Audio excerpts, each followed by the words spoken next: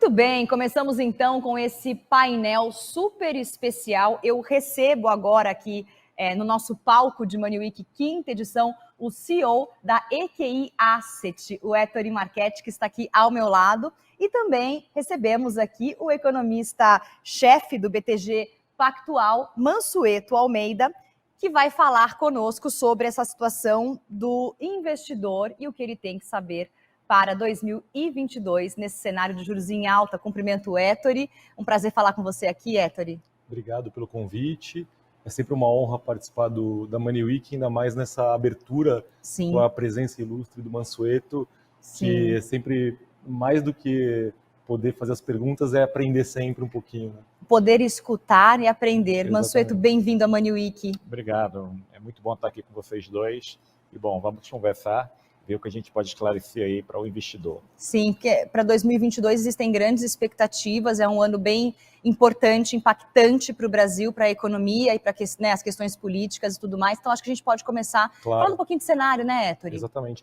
Eu queria aproveitar e até um pouquinho a gente entrar aqui nesse evento. Eu estava conversando um pouco com o Mansueto sobre a perspectiva histórica, né? E acho que o Mansueto, mais do que um brilhante economista, ele é quase um ativo para a gente aqui no Brasil, porque todo esse arcabouço de teto de gastos, essa grande conquista industrial que a gente está acompanhando desde 2016, é muito fruto do brilhantismo dele. Então eu queria ter a oportunidade de perguntar e que ele contasse um pouco como nasceu, quais as vantagens de você ter um teto de gastos e por que isso acaba sendo uma melhoria fiscal importante para o Brasil desde o governo Temer ali 2016. Bom, vamos lá, Ettore, obrigado. Bom, o teto de gastos foi fruto do trabalho de muita gente, mas o contexto era o seguinte, o Brasil, desde a Constituição de 88, sempre que no Brasil se falava de ajuste fiscal, o que acontecia era aumento de carga tributária. Então, todos os ajustes fiscais que o Brasil fez pós-Constituição de 88, nunca se cortou despesa. Na verdade, sempre se aumentou a carga tributária. Vale lembrar que a carga tributária do Brasil, de 1970 até 1994, era por volta de 25% do PIB. E essa carga tributária saiu de 25% do PIB para 33% do PIB, e a gente ainda tinha um buraco fiscal. Então, a ideia lá em 2016 era, vamos tentar, pela primeira vez, fazer um ajuste fiscal, ao invés de aumentar mais uma vez a carga tributária, que já é muito alta no Brasil, vamos tentar cortar a despesa, mas cortar a despesa de uma forma gradual, ou seja, vamos estabelecer uma regra em que daqui para frente, por alguns anos, por 10 anos, a despesa do governo federal só poderá crescer de acordo com a inflação. Crescimento real, zero. Se a inflação for 4%, a despesa cresce 4%. Se a inflação for 5%, a despesa cresce 5%, mas sem crescimento real. Isso foi uma mudança radical, porque a história do Brasil, por exemplo, de 1997 até 2015, era um país que a despesa do governo federal, a despesa não financeira do governo federal, despesa com educação, saúde, segurança, infraestrutura, crescia no conjunto a uma taxa real de 6% ao ano. Como o Brasil não crescia 6% ao ano, todos os anos a participação do governo na economia aumentava. Então a ideia do teto era, olha, vamos fazer escolhas. Dado que ninguém quer aumentar mais a carga tributária, o que o país precisa fazer para a gente agora ter crescimento real do gasto público zero? Com crescimento real zero do gasto público, à medida que a economia fosse crescendo, o peso do governo ia caindo. Então essa é a lógica do teto de gasto. E está funcionando. E está funcionando porque a gente teve agora, nesses 4 anos, algo que era imprevisível, que foi uma pandemia no ano passado, o gasto cresceu muito. Qual é a novidade? A novidade é que a gente vai terminar esse governo com o gasto público, o gasto não financeiro do governo federal menor do que o que o governo recebeu do governo Temer. Isso vai ser a primeira vez que, num ciclo de 4 anos de governo, a gente vai conseguir reduzir o gasto público desde 1988. Quando a gente aprovou a nova Constituição. Então, a ideia do teto está funcionando, que é, olha, vamos tentar segurar o gasto público e, aos poucos, o gasto vai caindo como proporção do que se produz na economia, como proporção do PIB. E é isso que está acontecendo. Então, isso é muito positivo, mas um alerta. A gente ainda está com as contas no vermelho. O Brasil está com as contas no vermelho desde 2014, o que a gente chama de déficit primário. E para a gente ter clareza que a gente vai conseguir chegar numa situação que a gente olha para frente e vê a dívida pública numa trajetória de queda, a gente precisa ter um superávit primário. Um superávit, receita menos despesa, um superávit na casa de 1,5% a 2% do PIB. A gente ainda está longe disso. A gente vai terminar esse ano com um déficit primário aí na casa de 1% do PIB. Então, a gente ainda tem aí um caminho para fazer nos próximos anos, porque o que importa para o investidor não é que o Brasil terá um superávit primário em 1 ou 2 anos. É pelo menos ele conseguir enxergar que num período razoável, em 3, 4 anos, a gente vai conseguir ter um superávit primário que coloque a dívida na trajetória de queda. Isso é que é importante. E você acha que isso vai ser mantido independente do próximo governo, se mantém o mesmo governo ou se troca o governo? Porque essa questão do teto vira e mexe, vira notícia, e os investidores e o mercado, obviamente, reage. Nós temos um teto a cumprir e um superávit a alcançar, né? Isso é uma lição de casa que tem que passar de governo para governo. Isso é uma preocupação? É uma preocupação. Eu acho assim, no próximo ano a gente vai ter eleição, é muito bom que a gente tenha debates políticos, é o normal de qualquer democracia, então isso não é problema, é bom ter o debate político, partido diferente, colocarem para debate propostas diferentes. Agora a gente precisa ter um mínimo de consenso, que é justamente isso, Fabiana, que é, olha, a gente vai seguir no ajuste fiscal para ter de volta as contas no azul, para ter novamente superávit primário. Eventualmente, a gente pode ter um debate no próximo governo, independentemente de quem seja o presidente, de alguém querer alterar a regra do teto. Mas se for alterar a regra do teto para colocar algo no lugar que seja melhor, tudo bem. Ou então, de repente, a gente vai avançar em reforma administrativa e outras reformas outras reformas que poderão controlar o crescimento da despesa obrigatória e até o teto deixa de ser necessário. Agora, o que é preciso consenso, o mínimo de consenso é o seguinte, olha, a gente tem um ajuste fiscal para fazer e a gente, no debate político, a gente vai respeitar o ajuste fiscal e a necessidade de continuar o ajuste fiscal. Nesse momento, nesses últimos anos, o que foi mais efetivo foi, de fato, o teto de gasto, que amarrou as mãos de todo mundo, que num período, enfim, dos últimos 20 anos, todos estavam acostumados simplesmente a ir aumentando o gasto quase que continuamente. Então, o teto de gasto deu essa freada, a gente deve terminar esse governo com uma despesa do governo federal sem juros na casa de 18% do PIB, que é menor do que no final do governo Temer, que era 19,3% do PIB. Como eu falei, uma queda, enfim, que antes isso nunca ocorreu em 4 anos de governo. Então, é um benefício, mas eu concordo com você, olha, no debate político, a gente tem que dar o mínimo de segurança para todos, para o investidor doméstico, para a população brasileira e para o investidor externo, que, esse país vai continuar fazendo o ajuste fiscal. Se há alguma crítica ao teto de gasto, pode-se no futuro até discutir alguma mudança. Inclusive, na lei do teto, com a emenda constitucional 95, já tem a previsão que em 2026 a regra do teto poderá ser alterada. Então, assim, se a gente quiser alterar o teto mais à frente, mas para colocar algo melhor no lugar, ótimo. O que a gente precisa concordar é o seguinte, nós ainda precisamos fazer um esforço fiscal para ter uma economia, um resultado superavitário para colocar a dívida na trajetória de queda, como o Brasil conseguiu antes, como o Brasil, enfim, conseguiu fazer isso muito bem até 2008, 2009. A gente tem que voltar a gerar uma economia, um superávit primário que coloque a dívida na trajetória de queda, que vai ser melhor para todo mundo. Vai ser menor insegurança, vai ser maior compromisso com o equilíbrio das contas públicas e juros menores a longo prazo. Eu tenho uma pergunta, acho que nas conversas com investidores, a maior preocupação hoje é a volta de um nível inflacionário que a gente não via há muitos anos.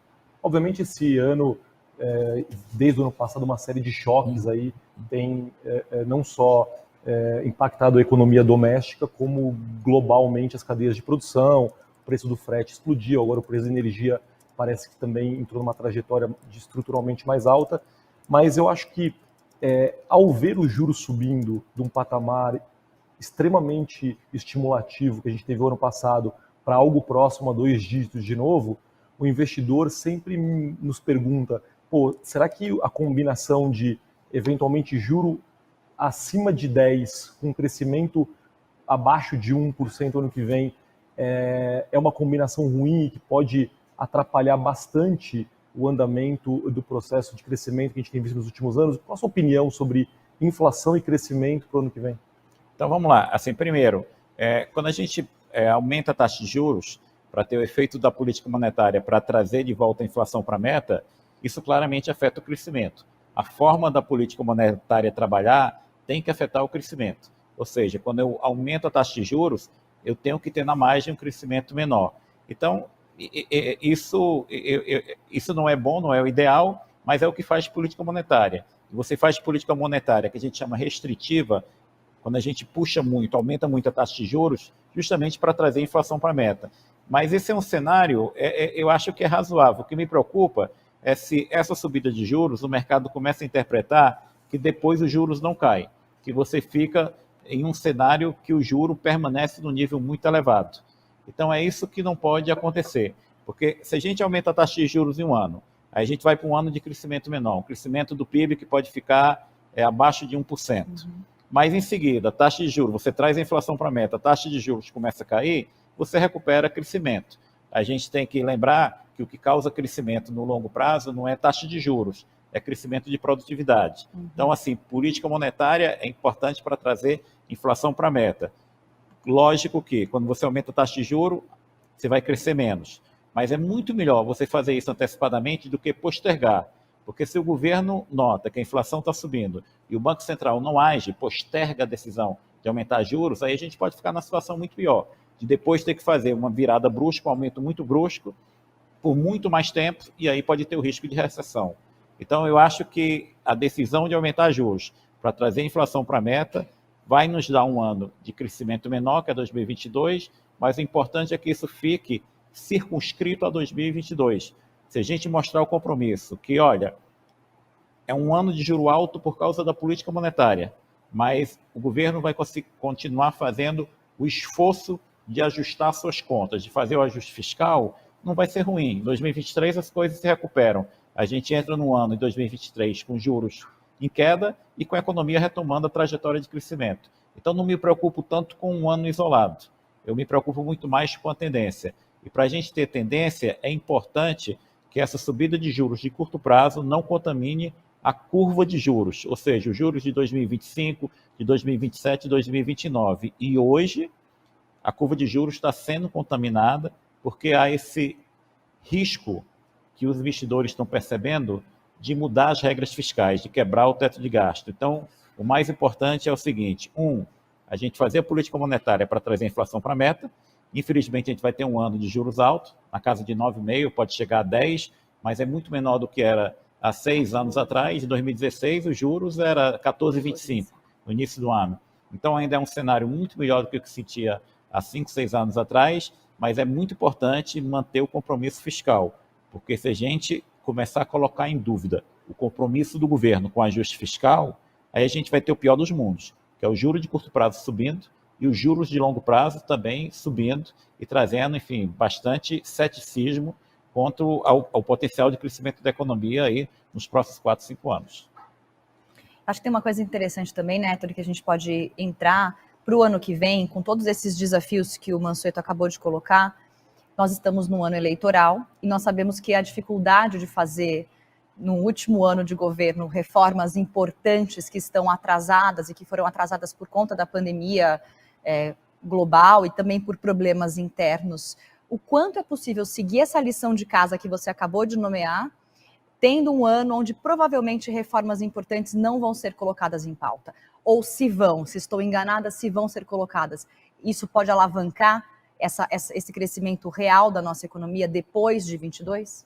Então, se a gente conseguisse avançar nas reformas, o mercado, sempre que você aprova uma reforma, mesmo que o efeito seja daqui a 1, 2, 3 anos, o mercado antecipa o efeito positivo da aprovação de uma reforma. Só que vai ser muito difícil a gente fazer as reformas estruturais, reformas grandes, como reforma administrativa, reforma tributária, em um ano de eleição. Em geral, em anos de eleição, o que todo governo faz é se proteger, é dar alguma certeza que não haverá retrocesso, que as mudanças de regras não ocorrerão para, por exemplo, dar liberdade para o governo gastar à vontade. Então, eu acho que para a gente reduzir a incerteza até o final desse governo, hoje, mais importante do que a aprovação das reformas, eu adoraria que a gente até dezembro, nos próximos 2 meses e meio, a gente aprovasse várias reformas. Mas é muito difícil, Fabiana, é muito difícil isso acontecer. E ano de eleição, os deputados e senadores entram em campanha muito cedo, a partir de maio, junho, ficam ausentes de Brasília, é difícil constituir quórum para ter a discussão, para aprovar projetos importantes que exigem audiências públicas, etc.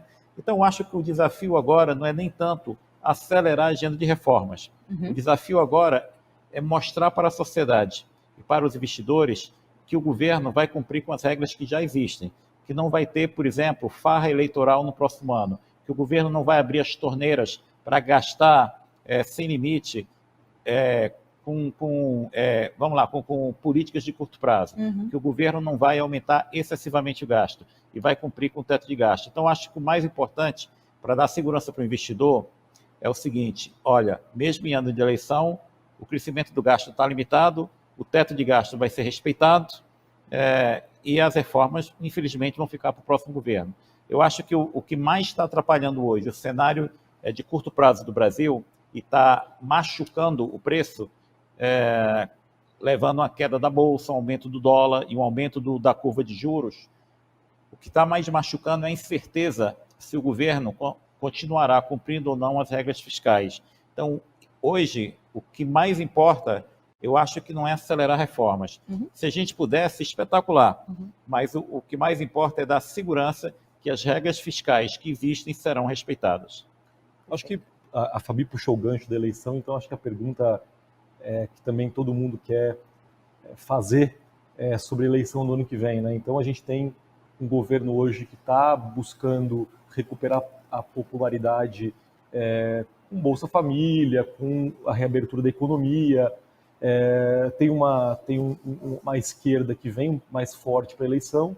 Então, a cada 10 analistas, 9 têm dito que a probabilidade maior é de uma eleição polarizada, né? E o centro, né, precisa se unir em torno de uma candidatura forte comum para poder se viabilizar como uma terceira via. Então eu te pergunto, Mansueto, qual a sua perspectiva a olhos de hoje da eleição do ano que vem? Quais as chances reais aí de vitória de cada um dos espectros políticos? Então, assim, acho que um primeiro ponto que a gente tem que colocar na mesa é que a gente ainda está muito longe da eleição. Eu sei que só falta um ano, mas um ano em política é um tempo muito longo. Porque hoje, quando a gente faz pesquisa e pergunta ao eleitor em quem ele pretende votar, uma parte do eleitorado, quase metade do eleitorado, ainda não está pensando em eleição. Então, hoje o que a gente pega é mais ou menos o retrato de como metade do eleitorado brasileiro pensa. E aí, naturalmente, o candidato que é presidente da República, ele sempre tem uma vantagem, ele é conhecido, etc., então ele sempre tem uma intenção de voto relativamente alta, e tem outros candidatos também que, por terem sido deputado, senador, mesmo presidente, também tem um recall muito alto. É o que está acontecendo agora, quer dizer, os dois candidatos hoje que estão à frente na corrida eleitoral é o atual presidente e um ex-presidente, o ex-presidente Lula.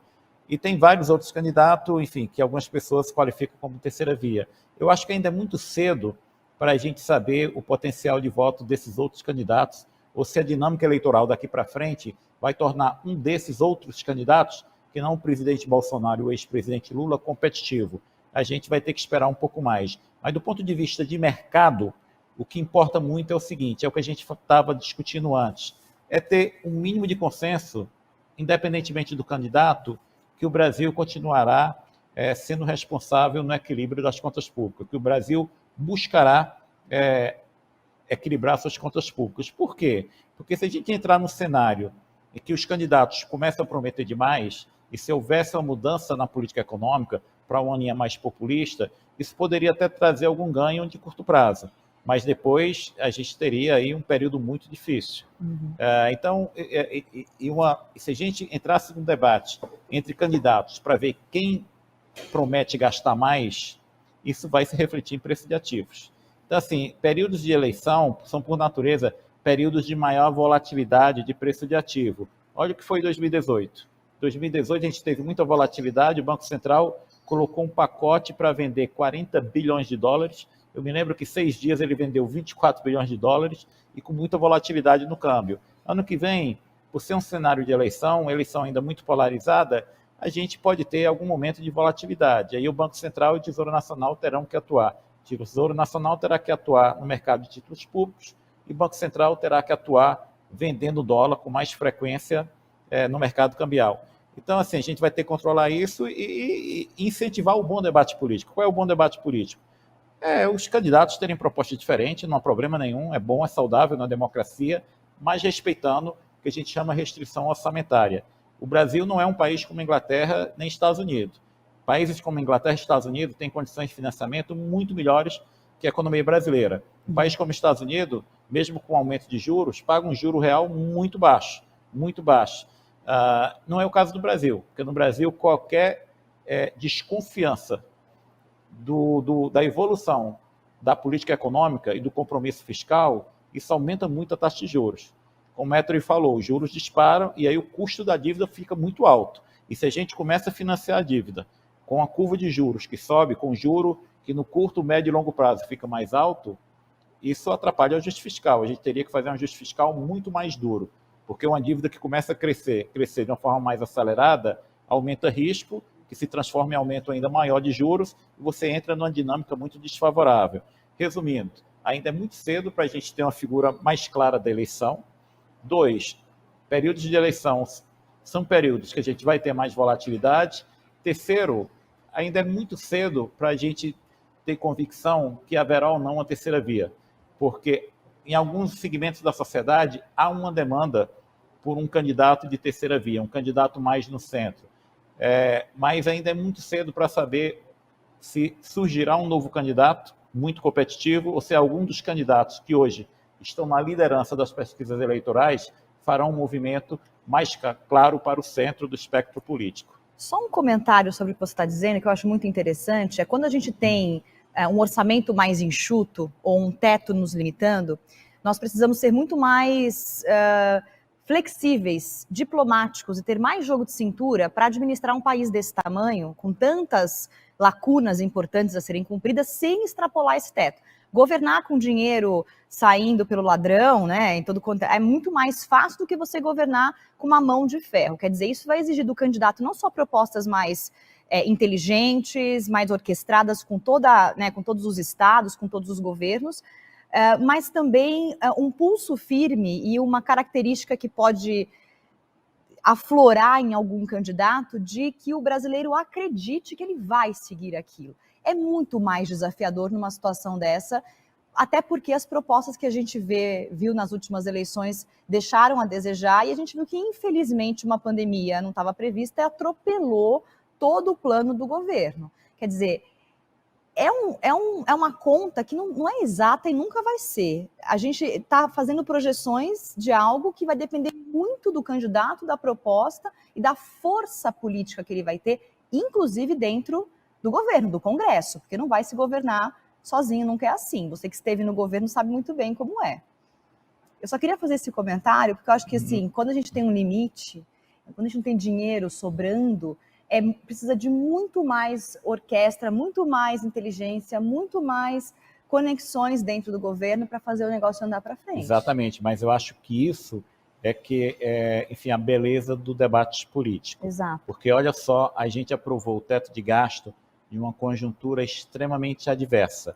Um governo que veio de um processo de impeachment, um governo que tinha taxa de aprovação muito baixa, e você conseguiu aprovar um teto de gasto, justamente porque você fez muito bem esse jogo político. Mas medidas impopulares num governo como o do Temer são, teoricamente, liberadas para acontecer, porque ele não foi eleito diretamente, ele assumiu o cargo de alguém que saiu. Então ele também teve, digamos assim, uma certa vantagem para colocar algo que era impopular, mas importante para o país, não? Sim, mas olha só, eu acho que teve um mérito do Temer e do próprio partido dele de reconhecer que precisavam apresentar, apesar de não ter ocorrido eleições, precisavam apresentar uma agenda diferente, uma agenda de ajuste. Isso. Então teve o mérito do próprio partido do Temer, que era o MDB, e o próprio Temer, de falar, olha, agora a gente precisa de um receituário diferente. E algo que foi fundamental foi a capacidade de articulação política do governo Temer. Uhum. Então, você tinha um Temer, que era um ex-deputado federal,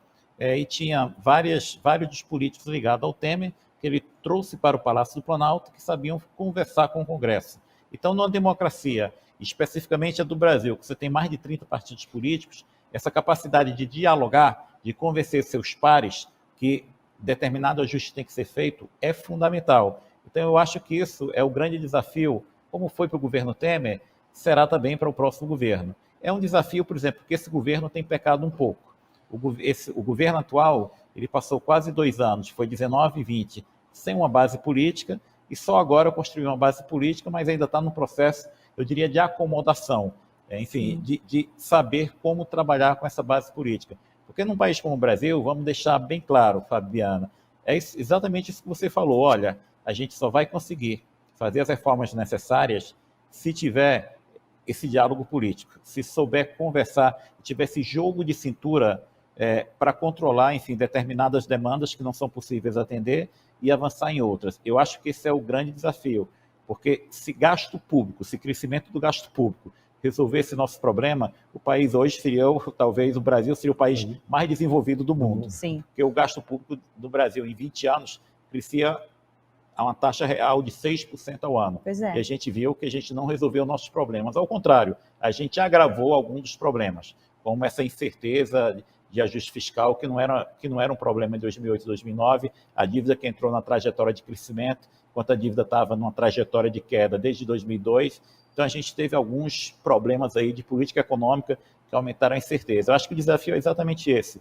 Como um novo governo, ou esse mesmo governo, vai melhorar a articulação política e o diálogo com o Congresso, respeitando o limite do teto, e o teto tem esse benefício de justamente colocar a classe política para conversar, respeitando o limite. Quando a classe política ameaça romper o teto, a gente vê o que é que acontece com o preço de ativo. O dólar dispara, a bolsa cai e os juros aumentam. Então, acho que o desafio é exatamente esse, e a gente tem que fazer o esforço para ter esse diálogo político, para, respeitando um limite para o gasto, a gente conseguir mais ou menos ir resolvendo os problemas do Brasil.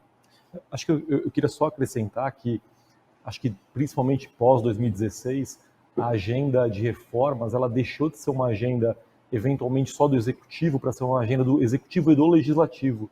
E o papel do centro, né, que hoje e há muitos anos já vem sendo a maior parcela do legislativo, ele é uma espécie de pêndulo, né? Quando você tem um governo mais de esquerda, ele acaba sendo uma força para trazer para o centro-direita, e agora, com um governo mais de direita, ele acaba sendo um pêndulo para o centro-esquerda. Então, a composição legislativa do Brasil até vai favorecer esse processo de balancear um pouco o viés do executivo, né? Acho que até um debate que a gente teve ontem ali num jantar, que participamos, essa função do centro como sendo um pêndulo aí para ajudar o Brasil a, de fato, não ter uma condução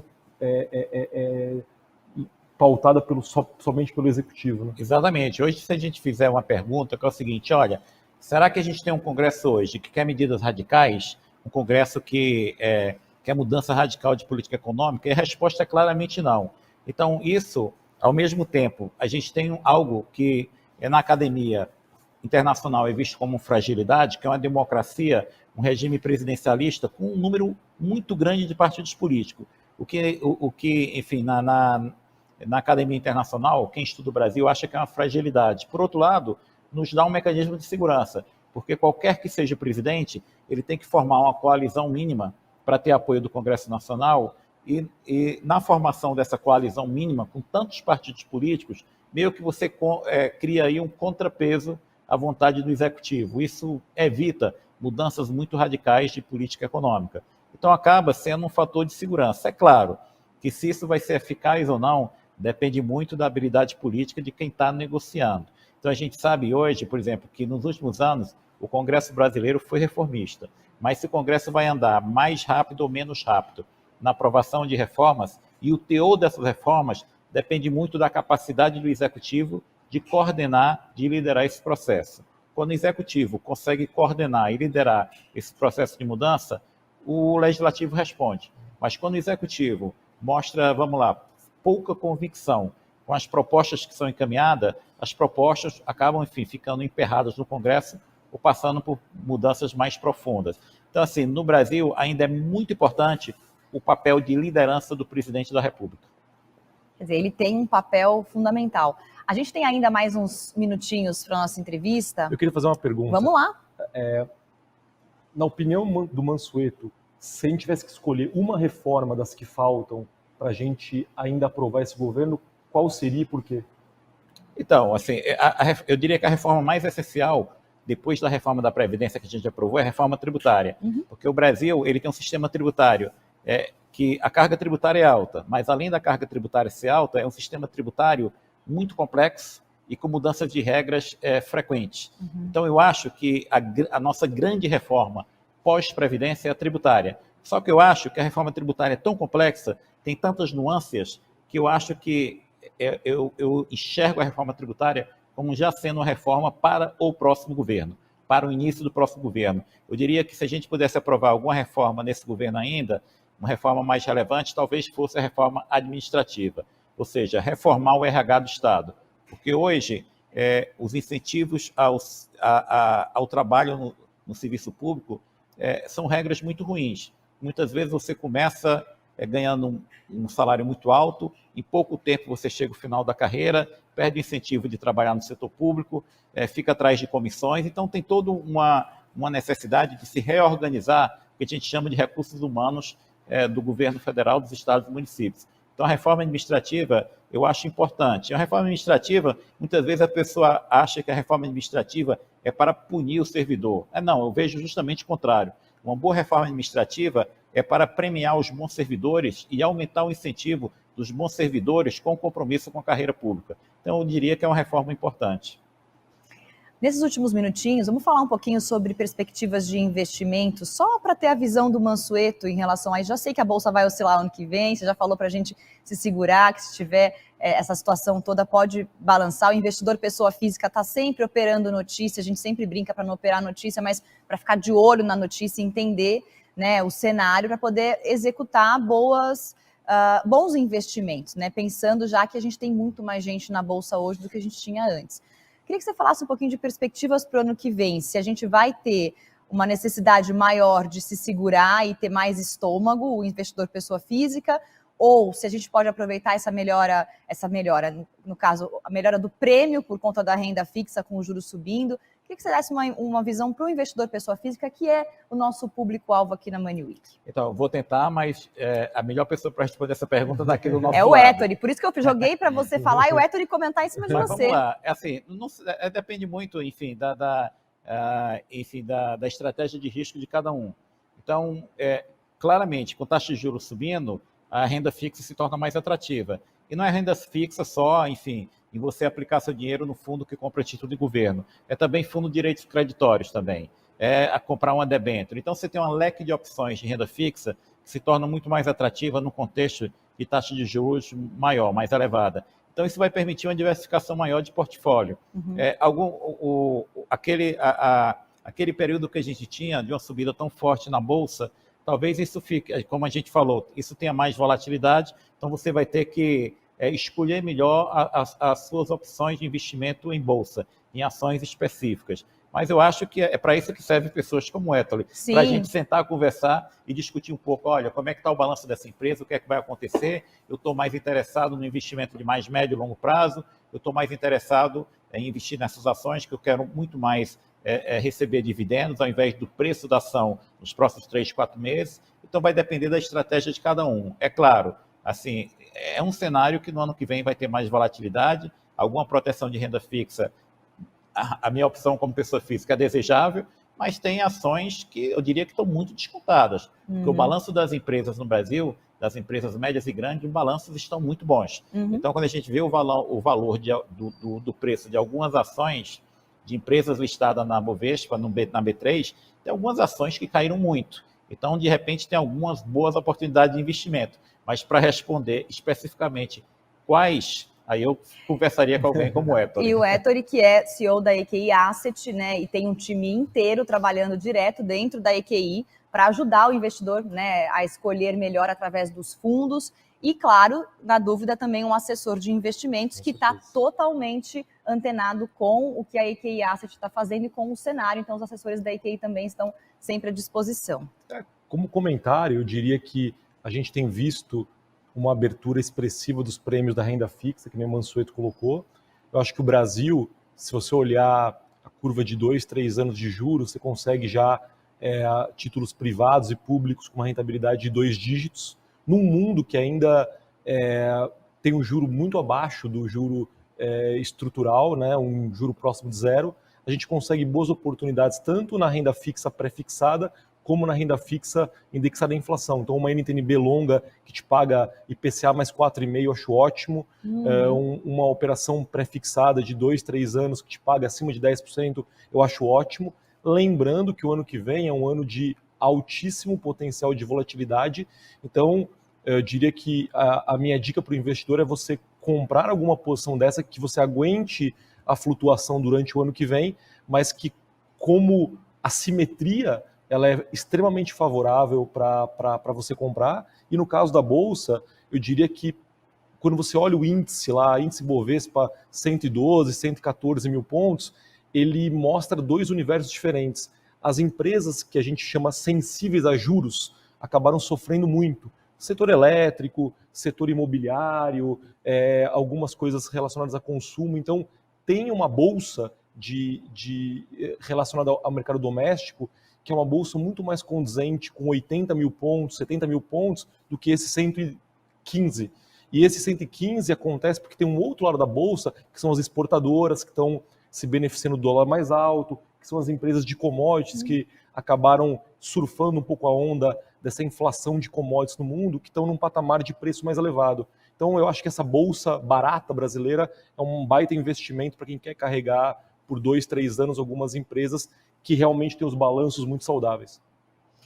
Muito bem, eu acho que a gente conseguiu contemplar nesse painel uma conversa de alto nível, falando um pouquinho de cenário de Brasil, de investimento, né, de como o investidor pode se preparar, olhando bem esse cenário. Quero aproveitar para passar a bola para o Mansueto, para as considerações finais, para a gente já poder encerrar esse painel, e agradecer a sua presença aqui com a gente, né, o Ettore também vai se despedir aqui propriamente, mas deixar uns minutinhos aí para o Mansueto se despedir e agradecer a participação dele com a gente aqui na Money Week. Bom, eu que agradeço a oportunidade de estar aqui com vocês.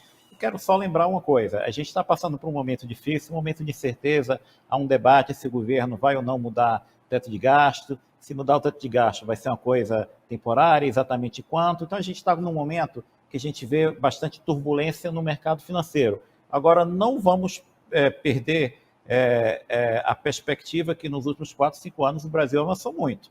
A gente está num país que há 5 anos atrás a taxa de juros era 14,25. Um país que há 5 anos atrás a gente veio de uma recessão de 15, 16, 2 anos seguidos de queda de PIB, sem pandemia, e com taxa de investimento em queda durante 4 anos. Um país que há 4, 5 anos atrás, a idade média de aposentadoria no Brasil era de 54 anos de idade. Era um país que não tinha a mínima possibilidade de dar certo quando as pessoas se aposentam aos 54 anos de idade. E nos últimos 5 anos, o Brasil fez reformas importantes. A gente aprovou a reforma da Previdência, independência do Banco Central, novo marco regulatório para o setor de saneamento, a gente vai ter um crescimento de investimento no setor de saneamento, reforma trabalhista, teto de gasto. Então, foi uma sequência de reformas muito positivas e, entre outras coisas, uma redução do papel dos bancos públicos que abriu um espaço para o crescimento substancial do mercado de capitais. A gente não pode esquecer o seguinte, em 2016, o valor total de IPO e follow-on no Brasil era mais ou menos 9 bilhões e meio de reais. Em 2021, 120 bilhões de reais. Mercado de capitais, 2015 e 2016, captação total via mercado de capitais, 120 bilhões de reais. Janeiro a setembro de 2021, 407 bilhões de reais. É um país que avançou muito nos últimos 5 anos. Se a gente vai entrar na trajetória que a gente vai crescer 1% ou 3% ao ano, depende de nós. Depende da gente ter a maturidade para continuar respeitando, fazendo o ajuste fiscal e retomar a agenda de reformas no próximo governo. Muito bom, muito obrigada mais uma vez, foi muito bom te ouvir, Ettore, obrigada mais uma vez, suas considerações finais.